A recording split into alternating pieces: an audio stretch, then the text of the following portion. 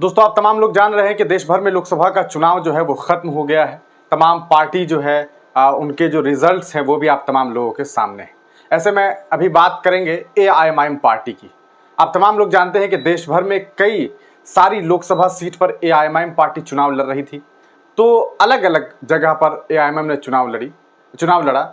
तो वहाँ क्या रिजल्ट रहा, ये एक बड़ा सवाल है, क्योंकि बहुत सारे जो लोग हैं, बहुत सारे हमारे दोस्त अहबाब हैं जो कमेंट करके पूछ रहे हैं कि शिवहर में क्या हुआ, काराकट में क्या हुआ, पाटलिपुत्र में क्या हुआ, जहानाबाद में क्या हुआ, मुजफ्फरपुर में क्या हुआ। अलग अलग सीट्स पे चुनाव लड़ी गई। किशनगंज में क्या हुआ, अगर औरंगाबाद में हारे इम्तियाज जलील तो कितने वोट से हारे। ये तमाम आंकड़े जो है अब लोगों को चाहिए। क्या कुछ रिजल्ट रहा, क्या पोजीशन रहा, क्या अगली बार ऐसे जो अलग अलग जो लोकसभा सीट पर चुनाव लड़े, क्या वहां पर पोजीशन बेहतर हो सकता है, क्या वहां पर चुनाव जीत सकते हैं, कहां हम दूसरे नंबर पर रहे, कहां हम पहले नंबर पर रहे, कहां तीसरे नंबर पर रहे। ये तमाम सवाल हैं। उन तमाम सवालों का जवाब हम आपको देने वाले हैं। आपको बता दें, अगर बात करेंगे स्पेसिफिकली बिहार को लेकर के, तो बिहार में एआईएमआईएम ने 8 सीट पर चुनाव लड़ा था। कितने सीट पे?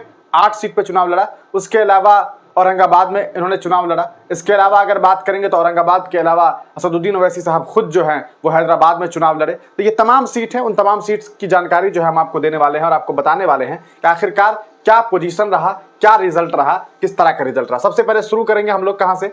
असदुद्दीन ओवैसी साहब से। हैदराबाद से इन्होंने चुनाव लड़ा। माधवी लता चुनाव लड़ रही थी उनके खिलाफ। माधवी लता को जितना वोट नहीं आया उससे ज्यादा वोट से असदुद्दीन ओवैसी ने माधवी लता को चुनाव हारा। बहुत चिल्ला रही थी, लेकिन देखिए इनको वोट आया था कितना, टोटल वोट इन्हें आया 3,23,894 वोट और हार गई 3,38,087 वोट से। तो असदुद्दीन ओवैसी साहब ने एक जबरदस्त बढ़त बनाई, अजय बढ़त बनाई और यहां पर वो एक बार फिर से सांसद चुने गए। अब बात करेंगे ये सीट तो आप तमाम लोग जान रहे थे। इसके अलावा आप बात करेंगे कि और सीट्स पर क्या हालात है।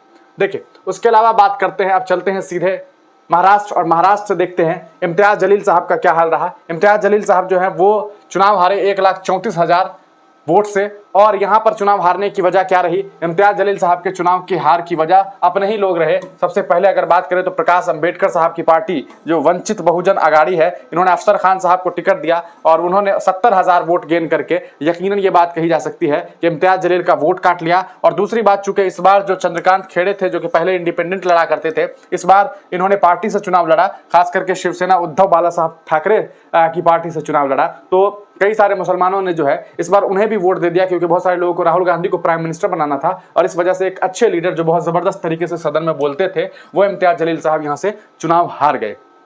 अब चलिए पहुंचते हैं सीधे इसके बाद बिहार और जानते हैं कि बिहार में क्या है हालात। देखिए बिहार की अगर बात करेंगे, सबसे पहले मुजफ्फरपुर की बात करेंगे। देखिए मुजफ्फरपुर से जो एआईएमआईएम पार्टी है उन्होंने जो टिकट दिया था उसमें क्या कुछ हालात रहे, कौन किस पोजीशन में रहा, ये देखेंगे। देखिए ये मुजफ्फरपुर है। मुजफ्फरपुर में अगर आप देखेंगे तो यहाँ से राजभूषण चौधरी साहब जो बीजेपी के हैं उन्होंने चुनाव जीता है। अगर आप एआईएमआईएम को ढूंढ रहे हैं, तलाश रहे हैं, तो यहाँ पर मोहम्मद अंजारुल हसन साहब हैं जिन्हें एआईएमआईएम ने टिकट दिया था और इन्हें सिर्फ और सिर्फ 4,131 वोट मिला। और ये एक तरह से कहा जा सकता है कि जमानत जो है इन लोगों की जब्त हो गई यहाँ से और ये चुनाव बुरी तरीके से हारे।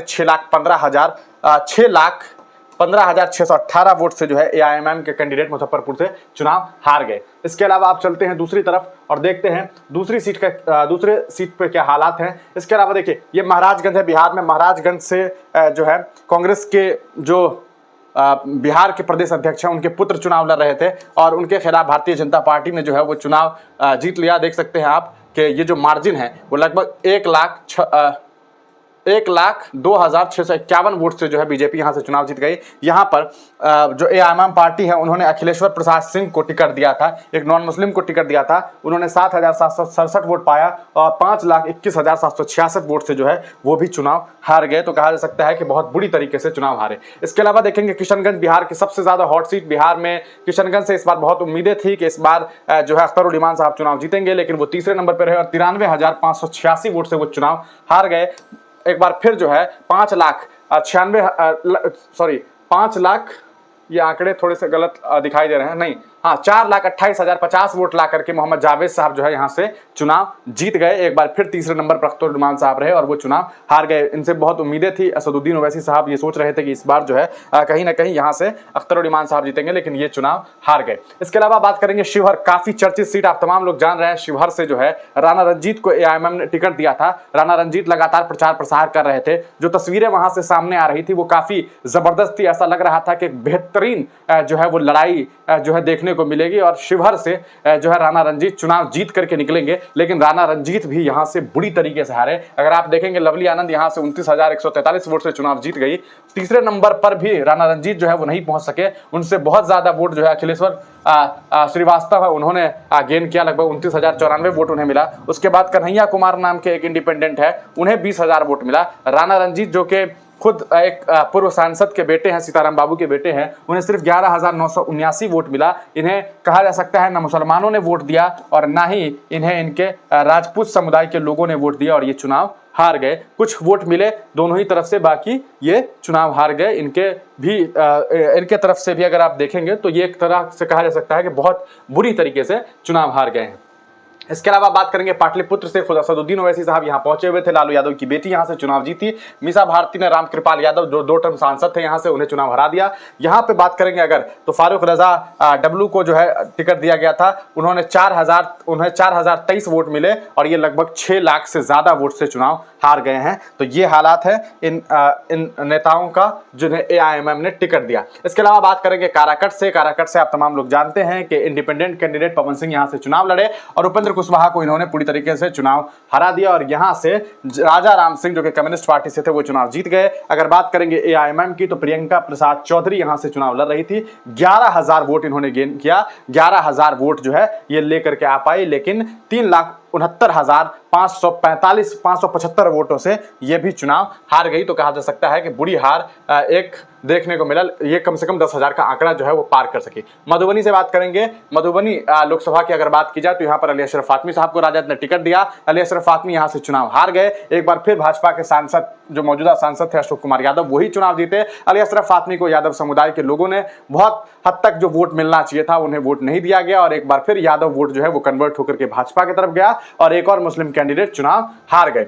अगर बात करेंगे लालू यादव ने 2 मुसलमान को टिकट दिया, 2 मुसलमानों को, एक अररिया से जहां पर एआईएमएम चुनाव लड़ सकती थी लेकिन वहां पर चुनाव नहीं लड़ी। सरफराज टिकट मांगते रहे लेकिन टिकट नहीं दिया गया। वहां से शहनवाज चुनाव लड़े और वो वहां से चुनाव हार गए। वहां पर भी उनके साथ धोखा हुआ। यादव वोट बैंक जो है वो उनके तरफ नहीं गया और वो भारतीय जनता पार्टी की तरफ चला गया। वहां बीजेपी चुनाव जीत गई। यहां देखेंगे मुसलमानों की एआईएमएम की बात करेंगे तो ऑल इंडिया मजलिस इत्तेहादुल मुस्लिमीन जो है उन्होंने वकार सिद्दीकी को यहां से टिकट दिया था। ये भी 4,498 ही जो है वो वोट ला सके। इनसे ज्यादा अगर आप बात करेंगे तो अखिल भारतीय परिवार 4,663 वोट लेकर के आई। पीपल्स पार्टी ऑफ इंडिया इनसे ज्यादा वोट। प्रिय रंजन जो कि इंडिपेंडेंट लड़ रहे थे, विकास कुमार जो कि बहुजन समाज पार्टी से लड़ रहे थे, उन्हें और इंडिपेंडेंट को यहां पर आप देख सकते हैं 13,370 वोट जो है वो मिला। तो मधुबनी से भी ये लोग जो है वो चुनाव हार गए। इसके अलावा गोपालगंज की बात करेंगे। गोपालगंज से भी एआईएमएम ने अपना कैंडिडेट उतारा था। यहां से अगर बात करेंगे तो आप देखिए कि यहां से दीनानाथ मांझी जी जो है वो चुनाव लड़ रहे थे और बिहार में कहा जा सकता है कि दूसरे सबसे ज्यादा वोट लाने वाले एआईएमएम के कैंडिडेट रहे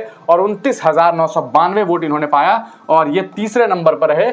बाकी कहा जा सकता है कि 4,81,874 वोट से ये भी चुनाव हार गए हैं। तो ये है एआईएमआईएम का कहा जा सकता है कि रिजल्ट। लगभग तमाम जो सीट्स है वहां पर एआईएमआईएम बुरी तरीके से चुनाव हार गई। उनसे ज्यादा कई सारे जगहों पर इंडिपेंडेंट कैंडिडेट जो खड़े हुए उन्होंने वोट बैंक जो है गेन किया। तो ये हालात रहे। इस बार एआईएमआईएम को बिहार के लोगों ने उतना नहीं सराहा। अगर बात करेंगे किशनगंज की तो किशनगंज से भी अख्तरुल ईमान साहब चुनाव हार गए। चुनाव हारने के बाद उन्होंने ये बात कही कि हम जनता ने जो चयन किया है हम उसका इस्तकबाल करते हैं। लेकिन कहीं ना कहीं ये बात कही जा सकती है कि आज भी हमारी कौम के जो लोग हैं वो कहीं ना कहीं ये बात कही जा सकती है कि दलालों के चक्रव्यूह में फंसे हुए हैं और इसी वजह से अख्तरुल ईमान साहब जो है वहां से चुनाव हार गए। तो ये रहा पूरा ओवरऑल रिजल्ट। इसके अलावा आपको बता दें कि असदुद्दीन ओवैसी की पार्टी ने उत्तर प्रदेश से कहीं से अपनी पार्टी से टिकट नहीं दिया।